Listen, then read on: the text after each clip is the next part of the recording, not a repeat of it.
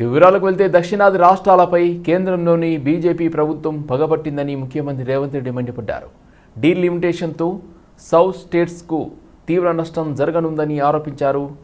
ఢిల్లీ పర్యటనలో ఉన్న సీఎం రేవంత్ రెడ్డిని తమిళనాడు మంత్రి KN Nehru, DMK MP Kanimozhi, అదేవిధంగా డీఎంకే నేతలు భేటీ అయ్యారు.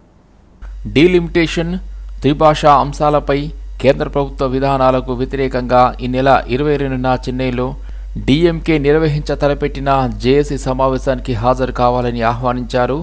జేఏసీ సమావేశానికి ఆహ్వానం అందని తన పార్టీ అనుమతితో ఈ మీటింగ్కు హాజరు కానున్నట్లు చెప్పారు రేవంత్ రెడ్డి. ఈ సమావేశంలో దక్షిణాది రాష్ట్రాలపై కేంద్ర ప్రభుత్వం పన్నుతున్న కుట్రలను తిప్పికొట్టడం, 2029 ఎన్నికల వరకు జరగబోయే పరిణామాలను ఎదుర్కొనేందుకు అవసరమైన కార్యాచరణపై చర్చించి నిర్ణయం తీసుకుంటామన్నారు.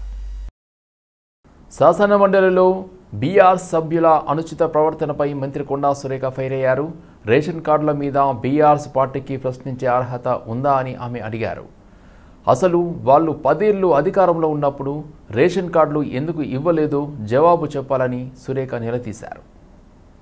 రెడ్డి గారు సబ్జెక్టుకు కన్ఫైన్ అయి ఏదైతే గవర్నర్ గారు మాట్లాడారో వాటి మీద ఒక్కొక్క ఇష్యూ మీద మాట్లాడేటప్పుడు ఆ ప్రభుత్వం ఏం చేసింది, ఈ ప్రభుత్వం ఏం చేసింది అని కంపారిజన్లో ఆయన మాట్లాడుతున్నాడు.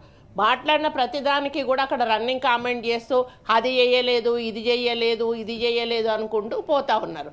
ఇప్పుడు రేషన్ కార్డు గురించి చెప్పగానే మీరెక్కడ ఇచ్చిండ్రు అంటే 10 సంవత్సరాలు వాళ్ళ అధికారంలో ఉండి ఒక్క రేషన్ కార్డు కూడా ఇవ్వకుండా ఈ రోజే 14 నెలలనే మీరు రేషన్ కార్డు ఇవ్వలేదు అని అడగడంలో మీకు అర్హత లేదు అంటున్నాను. ఎందుకంటే 10 సంవత్సరాలలో మీరు పూర్తి చేయాల్సి ఉండే, ఎందుకు చేయలేదు? అర్హత ఉన్న వాళ్ళందరికీ ఎందుకు ఇవ్వలేదు? ఈ రోజు మేము స్టార్ట్ చేసినాం, అర్హత ఉన్న వాళ్ళందరికీ కూడా ఇస్తాము. కానీ మీకు మాట్లాడే అర్హత లేదు. మీరు చెయ్యలేదు కాబట్టి అక్కడ కూర్చోబెట్టారు ప్రజలు. మీరు చెయ్యలేదు కాబట్టి మమ్మల్ని అధికారం మర్చిపోకండి దయచేసి. కాంగ్రెస్ పాలనలో ప్రశ్నించడమే రాజద్రోహంగా నడుస్తుందని బీఆర్ఎస్ ఎమ్మెల్యేలు సబితారెడ్డి, అదేవిధంగా కోవాలక్ష్మి అన్నారు. జర్నలిస్టులను అరెస్ట్ చేసి భయభ్రాంతులకు గురి చేస్తున్నారని మండిపడ్డారు. కేసీఆర్పై రేవంత్ రెడ్డి ఇంకిత జ్ఞానం లేకుండా మాట్లాడుతున్నారని అన్నారు. జగదీష్ రెడ్డిపై కాంగ్రెస్ నేతలు చేస్తున్న ఆరోపణలను తీవ్రంగా ఖండిస్తున్నామని తెలిపారు. ప్రశ్నించడమే రాజద్రోహం అన్నట్టు నడుస్తున్న విషయాన్ని మనందరం గమనిస్తూ ఉన్నాం. బయట ప్రశ్నించలేం, అసెంబ్లీలో మాట్లాడడానికి కూడా అడుగడుగున అడ్డంకులు సృష్టిస్తున్న విషయాన్ని తెలంగాణ రాష్ట్ర ప్రజలందరూ కూడా గమనిస్తూ ఉన్నారు. ప్రజలు ప్రశ్నించడము పక్కన పెడితే జర్నలిస్టు వాళ్ళు కనీసం వాళ్ళ వార్తను ప్రచురించడానికి కూడా హక్కు లేని విధంగా ఈ రాష్ట్రంలో జరుగుతున్న విషయాన్ని ఖచ్చితంగా తెలంగాణ రాష్ట్ర ప్రజలు గమనిస్తూ ఉన్నారు. నిన్న ఉదయం 5 గంటలకి రేవతి గారిని, అదేవిధంగా తన్వి యాదవ్ అని 2 మహిళా జర్నలిస్టులని ఏ విధంగా అరెస్ట్ చేశారనేది మొత్తం సమాజం అంతా గమనించాల్సిన విషయమని మనవి చేస్తూ ఉన్నాను. పొద్దున్న 5 గంటలకి దాదాపుగా 18 మంది పోలీస్ డిపార్ట్మెంట్ నుండి, అందులో 4 మాత్రమే మహిళలు, 2 మహిళా జర్నలిస్టులను అరెస్ట్ చేయడానికి 18 మంది పోలీస్ డిపార్ట్మెంట్ నుండి వెళ్ళి అరెస్ట్ చేసిన విషయాన్ని మనం గమనిస్తూ ఉన్నాము. అరెస్ట్ చేయడమే కాకుండా ఉదయం 5 గంటలకు తీసుకెళ్ళి మధ్యాహ్నం వరకు కూడా ఎక్కడ తీసుకెళ్తున్న అర్థం కాని పరిస్థితులలో భయభ్రాంతులు సృష్టించే ప్రయత్నం చేశారు. వాళ్ళు చేసిన మహిళా జర్నలిస్టులు చేసిన తప్పేంటనేది ఒకసారి ఆలోచించమని కోరుతా ఉన్నాను. ఒక రైతు ప్రభుత్వాన్ని ప్రశ్నిస్తూ ఉంటే ఆ వార్తని టెలికాస్ట్ చేశారని ఒకే ఒక విషయంతో అరెస్ట్ చేయడం జరిగింది. అరెస్ట్ చేయడమే కాకుండా ఒక తీవ్రవాదులో లేకపోతే దొంగలో ఆ విధంగా కళ్ళకు ఇట్లా పెట్టేసి గంతల్లాగా పెట్టేసి ఫోటోలు ఏ విధంగా పబ్లిష్ చేశారనేది గమనించాలని కోరుతా ఉన్నాను. మన అవమానపరచాలని మాట్లాడుతున్నారు. ఆల్రెడీ రికార్డ్స్ ఉన్నాయి. మరి రికార్డ్స్ ఉన్నప్పుడు కూడా మరి మీరు అని మాట్లాడే తప్ప మరి వ్యక్తిగతంగా అక్కడ మాట్లాడలేదు. చెక్ చేసుకోవచ్చు. మరి అక్కడ మరి అందరూ కూడా సభ గౌరవ నడిపించే వాళ్ళందరూ కూడా శ్రీధర్ బాబు కానీ తర్వాత బట్టి విక్రమార్క గారు మరి వారు కూడా ఉన్నారు. మరి అందరు ఉన్నప్పుడు కూడా వాళ్ళ సభని ఏ విధంగా మరి నడిపివ్వాలనేది వాళ్ళు అందరూ కూడా మరి ఒక ఏకదాటిగా ఒక దాడి చేసినట్టు, ఆయన జగదీశ్వర్ రెడ్డి గారు ఏదో తప్పుగా మాట్లాడినట్టు అందరూ కూడా మరి సభని వాయిదా వేసుకొని మరి సస్పెండ్ చేయాలని మరి అందరూ కూడా మరి వాళ్ళు వచ్చి మీడియా పాయింట్లో కూడా మాట్లాడడం జరిగింది. ఎంతవరకు సమాజం అందరూ కూడా అక్కడ ఉన్నారు. మరి రికార్డు తీసుకోవచ్చు. మరి ఉన్నప్పటికీ కూడా మరి తప్పుగా మాట్లాడారంటున్నారు. అందరు సభ్యులకు మరి మాట్లాడే హక్కు ఉంది. అందరూ కూడా గౌరవం ఇవ్వాలి. ఎందుకంటే ఈరోజు జగదీశ్వర్ రెడ్డి ఏమాత్రం కూడా మరి తప్పుగా మాట్లాడలేదు. స్పీకర్ మరి దళితులు అయినా కూడా మరి ఆయనని ఎప్పుడు కూడా మరి గౌరవంగానే మాట్లాడారు. 7వ నిజాం మార్గదర్శనంలో రేవంత్ రెడ్డి వెళ్తున్నారని రాజాసింగ్ అన్నారు. హిందువులతోని పెట్టుకుంటే కేసీఆర్ పరిస్థితి ఏమైందో రేవంత్ రెడ్డి ఆలోచించాలని, మీ పరిస్థితి కూడా అలాగే అవుతుందని హెచ్చరించారు. తెలంగాణలో హిందూ సేఫ్గా ఉండాలంటే బీజేపీ గవర్నమెంట్ రావాలన్నారు. మా హిందూ ఫెస్టివల్ ఏ విధంగా జరుపుకోవాలి ఇప్పుడు ఆ పోలీసు వాళ్ళు చెప్పాలా, లేక 9వ నిజాం తెలంగాణకి రేవంత్ రెడ్డి గారు చెప్పాలా? అసలు ఏంది మా ఫెస్టివల్ ఎట్లా జరపాలి అది మీరు మాకు చెప్తారా? ఇప్పుడిప్పుడే పోలీసు వాళ్ళు ఒక నోటిఫికేషన్ రిలీజ్ చేసినారు. హిందువులు హోలీ ఏ విధంగా జరపాలి, ఎక్కువ గ్రూప్ ఉండకూడదు, 12 గంటల లాస్ట్ టైం. అంటే ఇది హిందూ ఫెస్టివల్కే మీకు టైం కనబడుతుందా? ఇవాళ ఈ రంజాన్లో 30 డేస్ మొత్తం నైట్ నుంచి పొద్దుగాల వరకు ఎంత న్యూసెన్స్ అవుతుందో అది మీకు కనబడతలేదా?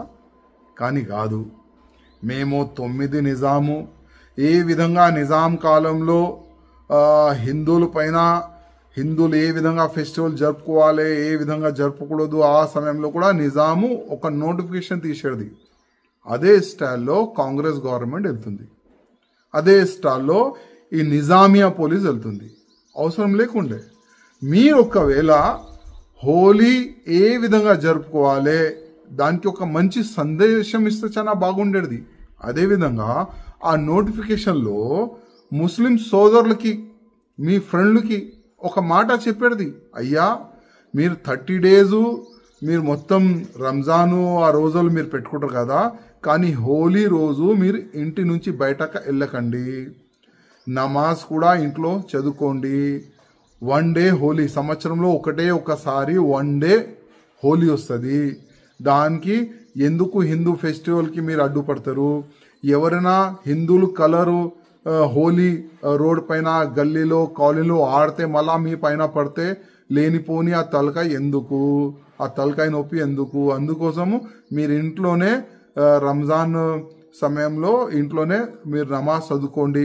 ఆ విధంగా ఆ యాంగిల్లో ఒక నోటిఫికేషన్ తీస్తే చాలా బాగుండేది. కానీ కాదు, మేమైతే హిందూ వ్యతిరేకంగా ఉన్న party Congress party.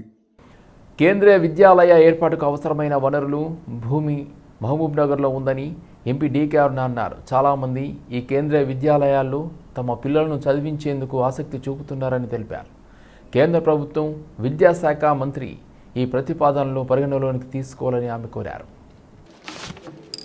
Honorable Speaker, Madam, thank you. I would like to draw the attention of the House regarding the needs to set up new Kendriya Vidyalaya schools in my Mahbub Nagar Parliament constituency, in Maktal Assembly, Kodangal Assembly, and also in Joglamba Gadwal District Headquarters, which comes under erstwhile Mahbub Nagar districts in Telangana state.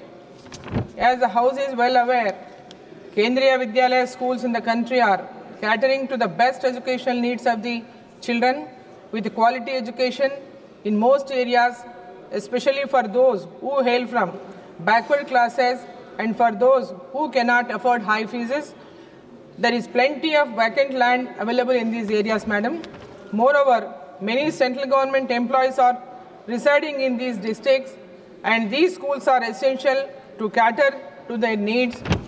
Therefore, keeping in view of huge demand from the local people I sincerely request the Honorable Minister of Education through the chair to kindly intervene in the matter and do the needful by setting up Kendriya Vidyalaya schools in Maktal, Kodangal and Gadwal in my Mahbubnagar Parliament constituency and erstwhile Mahbubnagar districts in the state of Telangana.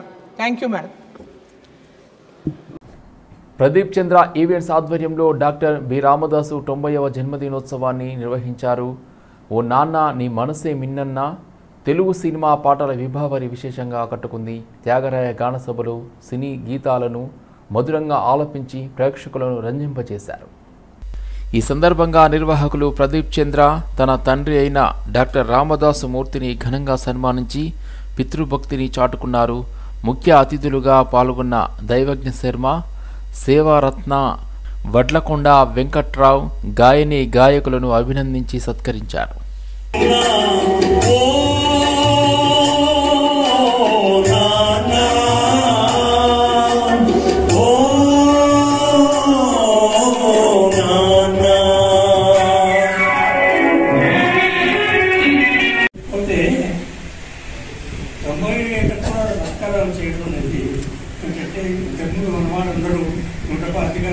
కనీసం 125 ఉండేవారు. కనుక 98 మామూలుగా number. కానీ ఏమవుతుందంటే ఈ న్యూషన్ చిట్టి పాపాయి పుట్టినరోజు జేజేలు చిట్టి పాపాయి కనిపిస్తుంది సార్. అలాగే వేదిక మీద ఉన్న పెద్దలందరికీ కూడా ప్రతి ఒక్కరికి అందరికీ తెలుసండి, ఇక్కడ ప్రత్యేకంగా చెప్పక్కర్లేదు. మరొకసారి అందరికీ. హైదరాబాద్ సెంట్రల్ బీజేపీ జిల్లా అధ్యక్షుడు లంకల దీపక్ రెడ్డి నేతృత్వంలో హోలీ వేడుకలపై పోలీస్ విభాగం విధించిన పరిమితులపై ఆందోళన వ్యక్తం చేశారు. హైదరాబాద్ నగర పోలీస్ కమిషనర్ సివి ఆనంద్కి సమర్పించిన వినతి పత్రంలో అన్ని మతపరమైన పండుగలకు సమానంగా నియమాలను అమలు చేయాలని బీజేపీ విజ్ఞప్తి చేసింది. బీజేపీ పట్టణ భద్రతను కాపాడడంలో హైదరాబాద్ పోలీసుల పాత్రను గౌరవిస్తూ హోలీ ఆనందం, సాంస్కృతిక ప్రాముఖ్యతను కలిగిన పండుగ కాబట్టి ప్రజలు పాల్గొనే సంబరాలను అనవసరంగా పరిమితం చేయకూడదని అభిప్రాయపడింది. ఈ నేపథ్యంలో బీజేపీ పోలీసులు తీసుకోవాల్సిన చర్యలుగా పేర్కొన్నవి అన్ని మతపరమైన పండుగలకు సమానమైన నియమాలు అమలు, మత సామరస్యం కాపాడబడుతుందన్నారు. సాంస్కృతిక సంప్రదాయాలను పరిరక్షించడం, నిర్దిష్ట ప్రాంతాలలో హోలీ వేడుకను ఆటంకం లేకుండా నిర్వహించడానికి అనుమతించాలన్నారు. ఫ్రెండ్స్ కలిసి పోతుండొచ్చు కదా సార్, నేను అనేది అది దానికి అంటే పోవచ్చు, కానీ పోతూ వాళ్ళని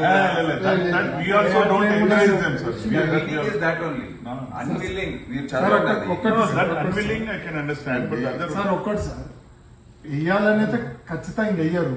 కాకపోతే ఫ్రెండ్స్ ఉన్నప్పుడు ఒకరి మీద పడితే కొంచెం ఎక్కడైనా పడితే పడుతుండొచ్చు కూడా, కాదని కొద్దిగా కేర్ఫుల్ ఉండాలి. మన ప్రశాంత సిటీని మీరు want to make it not peaceful అంటే ఇక మీ ఇష్టం కదా. కర్ఫ్యూ పెట్టి కూర్చుంటాం, మాకేపోయింది. ఈ సందర్భంలో కూడా ఏదో ప్రతి శివరాత్రికి నైట్ పెట్రోలింగ్ చేస్తాం, జగనేకి రాత్రి చేస్తాం, అన్ని దేవాలయాలను తిరుగుతాం. పోయి నేను యూనిఫామ్ లో ఉండి పూజలు చేసి వస్తా. అంటే ఎందుకు చేస్తాము? రాత్రి అంతా ఎందుకు తిరుగుతాం? మీరు మంచిగా పండుకుంటారు కదా. ఒకటే ఇబ్బంది ఏంటంటే మీరు కొద్దిగా కోఆపరేట్ చేయాలి కదా.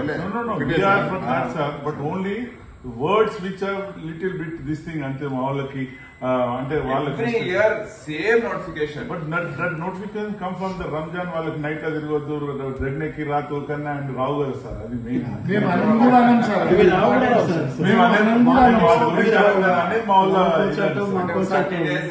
మొత్తం వాళ్ళు ఎక్కడ వాళ్ళు వచ్చి హర్ట్ అయితే చేయరు కదా. ఓల్డ్ మల్కాజ్గిరిలో పలు సమస్యలను అధికారులతో కలిసి కార్పొరేటర్ శ్రవణ్ పరిశీలించారు. వివిధ పనులకు సంబంధించి అధికారులకు కార్పొరేటర్ సూచించారు. ఓల్డ్ మల్కాజ్గిరిలోని హనుమాన్ దేవాలయం వద్ద వ్యాయామశాల వెనుక ఉన్న చిన్న మోరిని పైప్ లైన్ కింద మార్చాలని అధికారులకు సూచించారు కార్పొరేటర్.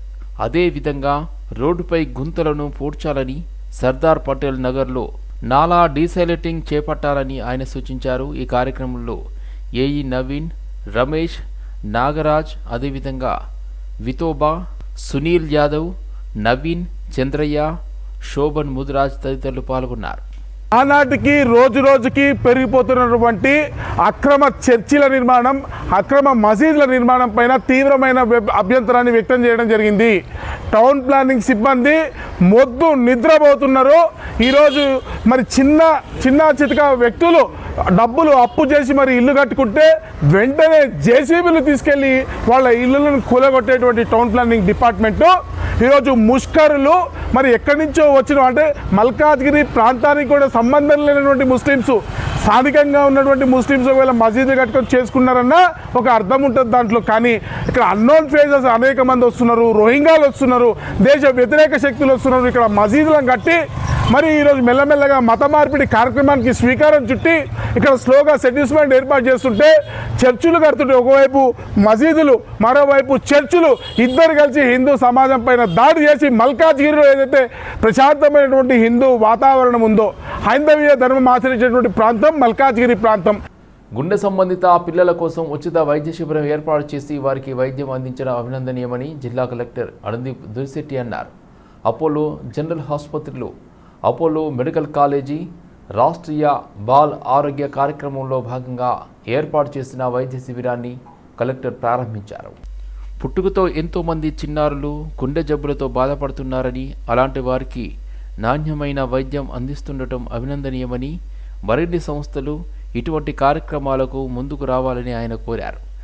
ఇప్పటి వరకు పేదలు, అనాథ పిల్లలకు సేవలు అందించామని, ఎంతోమందికి శస్త్రచికిత్సలు సైతం చేసినట్లు అపర్ణారెడ్డి తెలిపారు. ఫ్రీ పీడియాట్రిక్ కార్డియాలజీ క్యాంప్ అనేది మనము ఓపెన్ చేస్తూ ఉన్నాం. దీని ద్వారా మన ఆర్బీఎస్కే వారి స్టాఫ్ వల్ల ఎవరైతే మనం ఐడెంటిఫై చేసినటువంటి పిల్లలు ఉంటారో, ఇది కంజెనిటల్ హార్ట్ రిలేటెడ్ ఇష్యూస్ ఉన్నటువంటి పిల్లలకి అపోలో వారు ఫ్రీగా వారికి సర్జికల్ ఇంటర్వెన్షన్ చేయడానికి ముందుకు వచ్చిండ్రు. సో ఈ క్యాంపు ద్వారా దాదాపు 200 పైచిలుకు చిన్నపిల్లల స్క్రీనింగ్ జరుగుతుంది. వాళ్ళు intervention, paediatric intervention, cardiac surgery ఏదైనా అవసరం ఉన్నవి అయితే వారికి ఖచ్చితంగా ఈ క్యాంప్ ద్వారా వారికి ఫ్రీగా ట్రీట్మెంట్ అందిస్తూ ఉన్నాం. ఈ ఇనిషియేటివ్ తీసుకోవడం వల్ల చాలామంది పిల్లలకి వారికి ఈ ట్రీట్మెంట్ ద్వారా వారికి ఉన్నటువంటి కంజెనిటల్ ఇష్యూస్ కూడా రిజాల్వ్ అవుతాయని తెలియజేస్తూ ఉన్నాం. తొలి తెలుగు మహిళా కవయిత్రి ముల్లమాంబ విగ్రహాన్ని పార్లమెంటులో ఏర్పాటు చేయాలని బీసీ సంక్షేమ సంఘం జాతీయ అధ్యక్షుడు జాజుల శ్రీనివాస్ గౌడ్ కోరారు.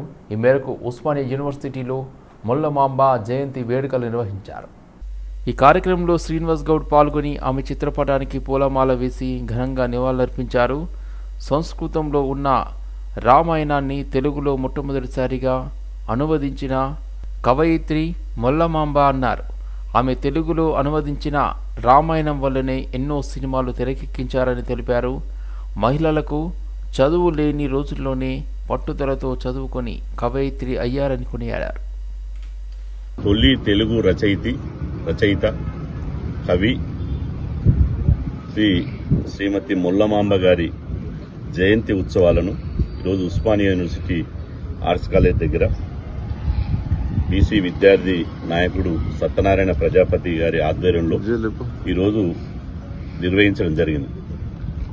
ఈ ముల్లమాంబ గారి జయంతిలో అనేక విద్యార్థి సంఘాలు, యువజన సంఘాలు, కవులు, అదేవిధంగా విద్యార్థులు, మహిళలు కూడా పెద్ద ఎత్తున పాల్గొనడం జరిగింది. సంస్కృతంలో ఉన్నటువంటి రామాయణాన్ని తెలుగులో మొట్టమొదటగా అద్భుతంగా ప్రజల వాడుక భాషలో ప్రజలకు అర్థమయ్యే రీతిలో ఇలా అనువదించినటువంటి మొట్టమొదటి గొప్ప మహిళా కవి రచయిత్రి ముల్లమాంబ అని చెప్పి ఈ సందర్భంగా తెలియజేస్తున్నాం. ఈ ముల్లమాంబ గారు ఉమ్మడి ఆంధ్రప్రదేశ్లోని కడప జిల్లాలో జన్మించి అతిపేద బీసీ కులంలోని అదేవిధంగా శాలివాన కులంలో 15వ శతాబ్దంలో జన్మించి వైద్య రంగంలో దివంగత డాక్టర్ ఖమ్మంపాటి స్వయం ప్రకాష్ చేసిన సేవలు చిరస్మరణీయమని టీపీసీసీ అధికార ప్రభుత్వ ప్రతినిధి డాక్టర్ సత్యం శ్రీరంగం కొనియాడారు. ఈ మేరకు సోమాజిగూడ ప్రెస్ క్లబ్లో ఖమ్మంపాటి స్వయం ప్రకాష్ జయంతి ఉత్సవాలను ఘనంగా నిర్వహించారు. ఈ కార్యక్రమానికి ముఖ్య అతిథిగా పాల్గొన్న టీపీసీసీ అధికార ప్రభుత్వ ప్రతినిధి సత్యం శ్రీరంగం, పూర్వ అధికార భాషా సంఘం అధ్యక్షుడు డాక్టర్ విజయబాబు, ఆయుర్వేద కళాశాల ప్రిన్సిపల్ అనసూయ, అమృత ముళ్లపూడితో కలిసి స్వస్థ క్లినిక్ ప్రారంభోత్సవ బ్రోచర్ను ఆవిష్కరించారు. ఈ సందర్భంగా డాక్టర్ స్వయం ప్రకాష్ చేసిన అద్భుతమైన సేవలను స్మరించుకున్నారు. ఆయన సహనంతో, మానవత్వంతో వైద్య సేవలు అందించారని కొనియాడారు.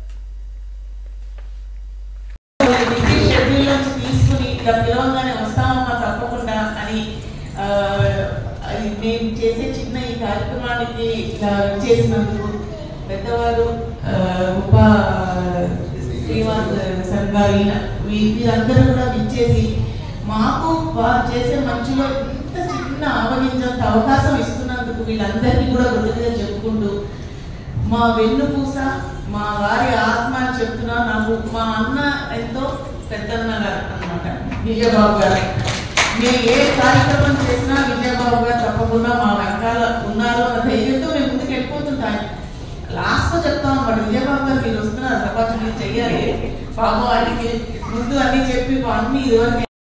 సీఎం రేవంత్ రెడ్డిపై బీఆర్ఎస్పీ రాష్ట్ర నాయకులు కందుల మధు మండిపడ్డారు.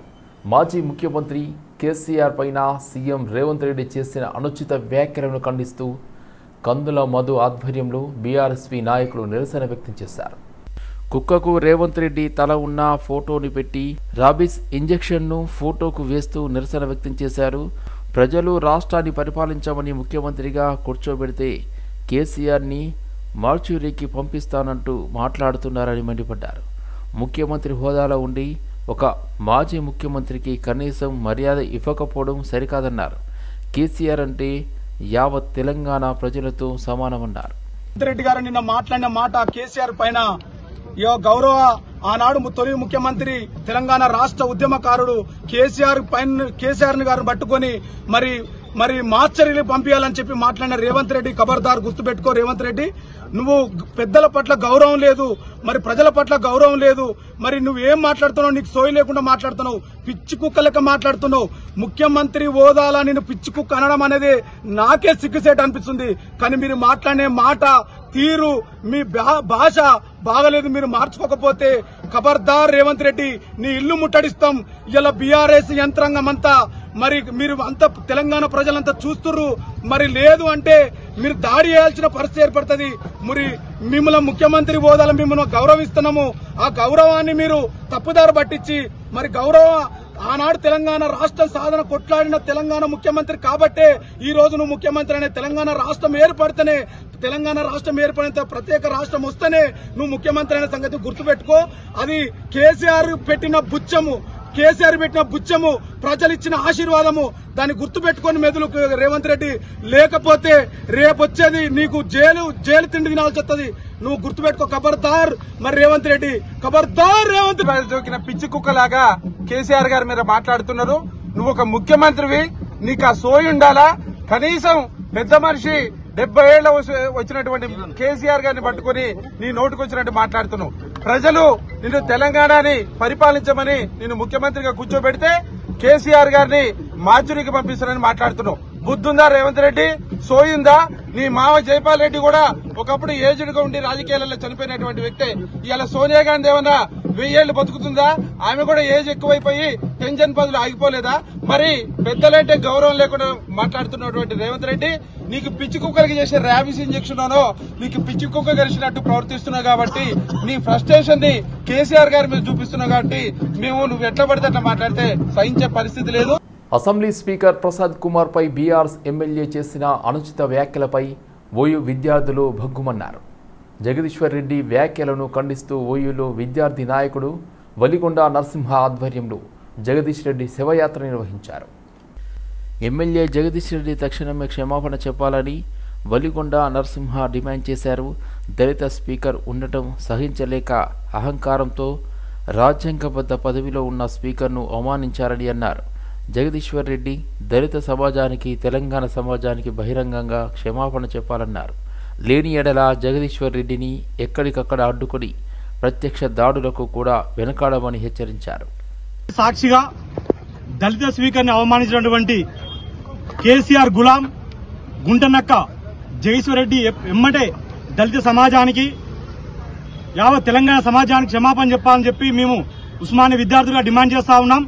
10 ఏళ్ల కాలంలో దళితులను అడుగడుగును అణిచివేసి దళిత ముఖ్యమంత్రి హామీని విస్మరించి ఈరోజు దళితుడు స్పీకర్ అయి ఉంటే ఓర్వలేక దురహంకారంతో మాట్లాడినటువంటి జగేశ్వరరెడ్డి నువ్వు వెంటనే బహిరంగ క్షమాపణ చెప్పాలి. లేని ఎడల రాష్ట్రంలో నువ్వు ఎక్కడ తీరినా కూడా ఈ దళిత సమాజం మొత్తం నిన్ను బహిరంగంగా ఎదుర్కొని ప్రత్యక్ష దాడులు కూడా సిద్ధంగా ఉంటామని చెప్పి హెచ్చరిస్తా ఉన్నాం. దీనికి బాధ్యత వహిస్తూ బీఆర్ఎస్ అధినేత కేటీఆర్ కూడా క్షమాపణ చెప్పాలని చెప్పి డిమాండ్ చేస్తా ఉన్నాం. ముఖ్యమంత్రి రేవంత్ రెడ్డి జోక్యం చేసుకుని ఫిజికల్ డైరెక్టర్స్ పోస్టులు భర్తీ చేయాలని ఎంపీడీ అభ్యర్థులు వేడుకున్నారు. 2022లో లెక్చరర్స్ పోస్టులతో పాటు 128 ఫిజికల్ డైరెక్టర్స్ పోస్టులకు నోటిఫికేషన్ ఇచ్చారని అభ్యర్థులు తెలిపారు. చిన్న కారణాలతో తమను పరీక్షలు రాయనివ్వకుండా కేవలం 1235 మంది లెక్చరర్స్ పరీక్షలు రాశారని వెల్లడించారు. వారికి రవీంద్ర భారతిలో ముఖ్యమంత్రి రేవంత్ రెడ్డి ఉద్యోగ నియామక పత్రాలు ఇచ్చారని, తోటి మిత్రులకు ఉద్యోగ పత్రాలు ఇస్తుంటే తాము మాత్రం ప్రేక్షకులుగా చూడాల్సి వచ్చిందని భావోద్వేగానికి గురయ్యారు. క్రీడా పాలసీ తీసుకొచ్చి క్రీడాకారులను ప్రోత్సహిస్తామని చెబుతున్న ముఖ్యమంత్రి వ్యాయామ అధ్యాపకులు ఉద్యోగులను భర్తీ చేయకపోతే ఎలా సాధ్యమని ప్రశ్నించారు. నమస్కారం సార్, నా పేరు కార్తీక్ రెడ్డి. నేను స్కూల్ అసిస్టెంట్ ఫిజికల్ డైరెక్టర్గా వర్క్ చేస్తున్నాను. సూర్యాపేట డిస్టిక్ నాది. ఈరోజు రవీంద్ర భారతిలో జరిగినటువంటి జూనియర్ కాలేజ్ సంబంధించినటువంటి పోస్టులు అన్నిటికీ అపాయింట్మెంట్ ఆర్డర్స్ ఇవ్వడం అనేది చాలా గొప్ప విషయము. మున్ముందు ఇలాంటి అపాయింట్మెంట్ ఆర్డర్స్ ఇవ్వాలని కోరుకుంటున్నాము. ఈ సందర్భంగా ముఖ్యమంత్రి గారు స్పోర్ట్స్ గురించి చాలా గొప్పగా మాట్లాడారు. చదువుతో పాటు ఆటలు ఉండాలన్నారు. ఆటలు ఆడితే ఎటువంటి లాభాలు కలుగుతాయని చెప్పారు. ఈ సందర్భంగా ఆటలు ఆడిన వారికి మొహమ్మద్ సిరాజ్ కానీ, నిఖత్ జరీన్ కానీ వీళ్ళందరికీ ఆటలు ఆడడం వల్ల మేము పోస్టింగ్స్ ఇచ్చాము అని చెప్పడం చాలా ఆనందదాయకమైన విషయము. మేము చాలా గర్విస్తున్నాము ఒక స్పోర్ట్స్ పర్సన్గా.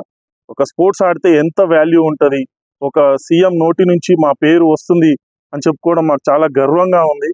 కానీ ఇదే సందర్భంగా ఒక విషయంలో మేము బాధపడుతున్నాము. ఆ విషయం ఏంటి అంటే, జూనియర్ కాలేజ్లో అన్ని సబ్జెక్టులకి ఈరోజు అపాయింట్మెంట్ ఆర్డర్స్ ఇచ్చారు. కానీ అందులో మేము లేనందుకు మేము దురదృష్టవంతులంగా భావిస్తున్నాము. ఎందుకంటే అన్ని సబ్జెక్టుల నోటిఫికేషన్లు 2022 డిసెంబర్లో వచ్చినాయి. వాటితో పాటు జూనియర్ కాలేజ్ ఫిజికల్ డైరెక్టర్ అనే మా నోటిఫికేషన్ కూడా రావడం జరిగింది.